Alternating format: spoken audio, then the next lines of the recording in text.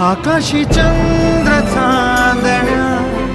तोडून मी आणल्या, मनाचा पाळणा करू बांधून घे जरा झुला, डोळ्यात तूच साजणी सुखाचा स्पर्श तू नामा, तुझ्या विना उरेन अर्थ जीवना, उजळे तुझ्या हसूने कणकण,